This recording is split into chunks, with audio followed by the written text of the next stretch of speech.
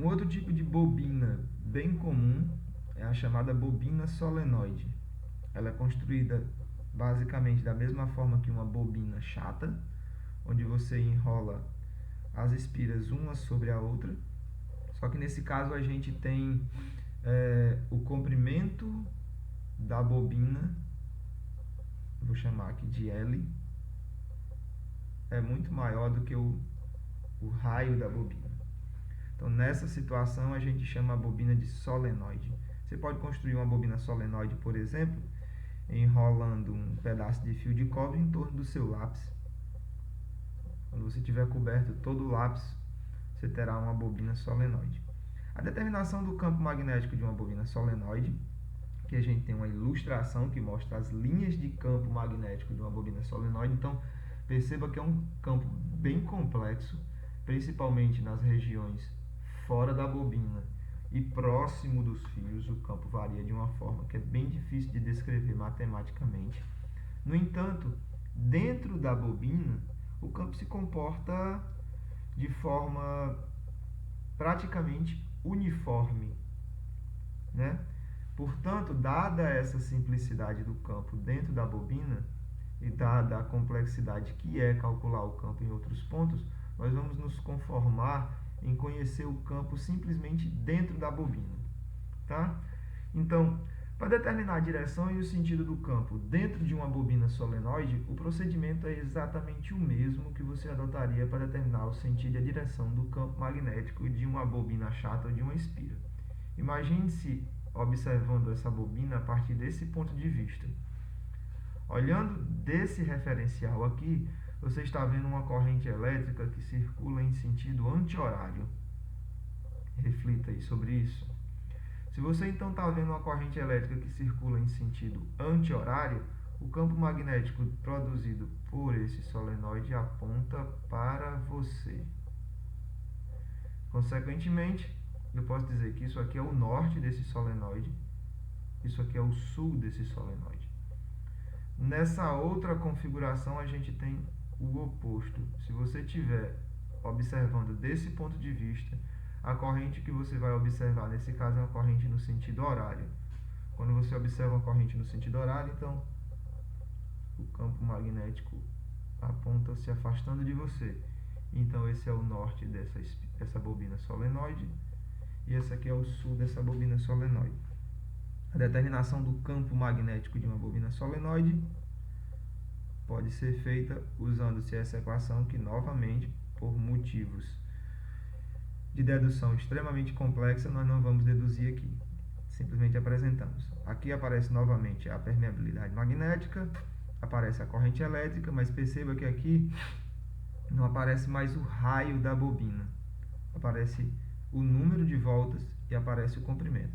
Perceba que o fator importante de verdade aqui não é quantas voltas a bobina tem ou qual o comprimento da bobina.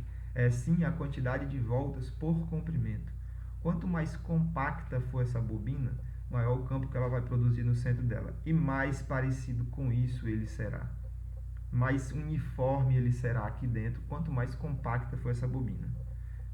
Se eu pego essa bobina e começo a esticar de modo que uma espira dessa se afaste bastante uma da outra, essas perturbações aqui, que antes só existiam nas extremidades aqui, elas começam a aparecer aqui dentro. E o campo começa a se comportar de uma forma bem diferente do que a gente está vendo nessa situação. Então, para que isso aqui sirva, para que isso aqui valha, é importante que isso aqui seja verdade e é importante que a bobina solenoide tenha uma certa densidade, tá bom?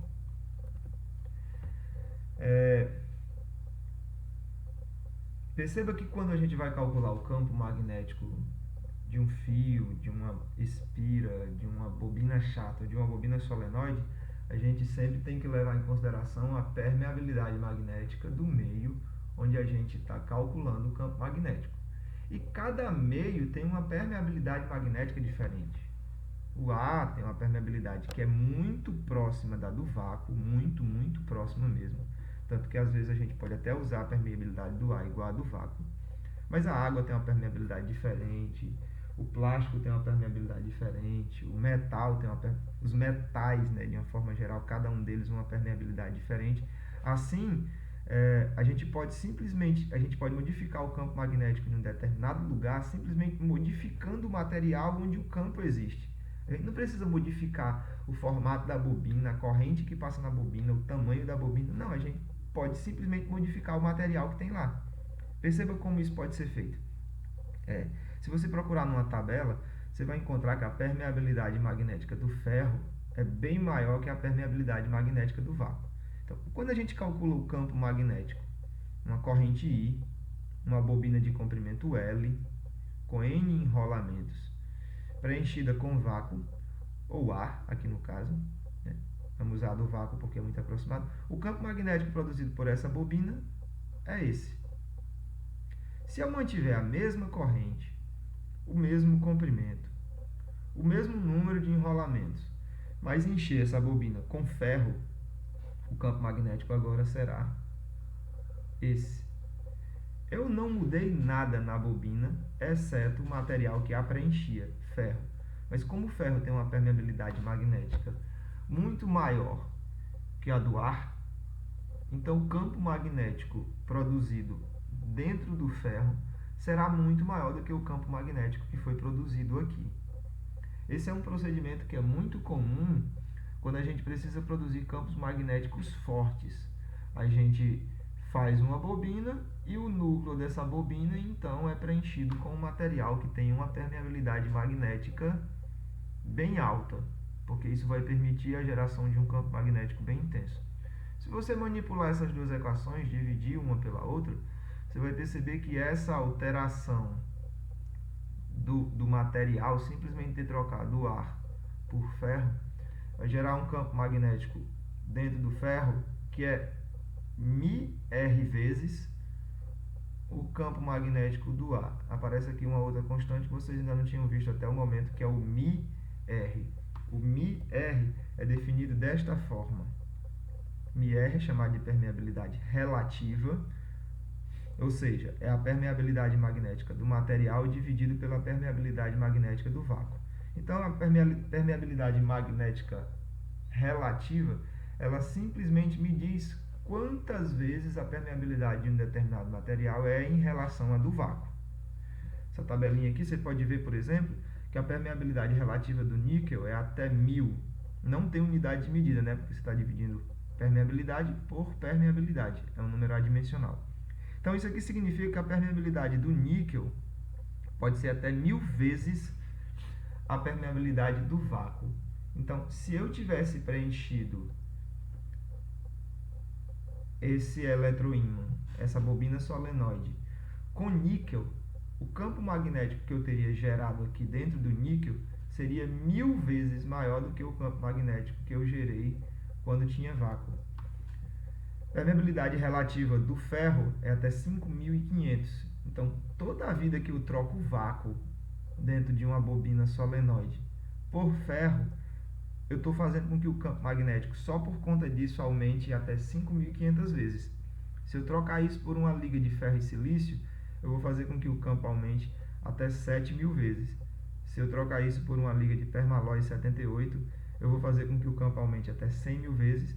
E se eu trocar isso por uma liga de supermalói, eu vou estar fazendo com que o campo aumente até 800.000 vezes. Isso sem mexer na corrente, sem mexer no formato da bobina, sem mexer na bobina em si, só trocando o seu núcleo.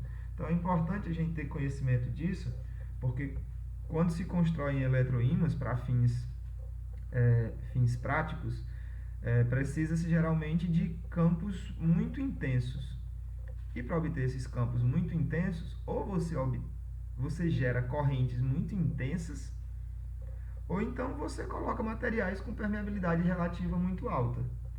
O que é mais fácil e que na prática deve ser mais barato, deve-se usar um material com permeabilidade mais alta em vez de usar uma corrente elétrica astronômica, como deveria de ser para produzir, por exemplo, um campo 5500 vezes mais intenso. Ok?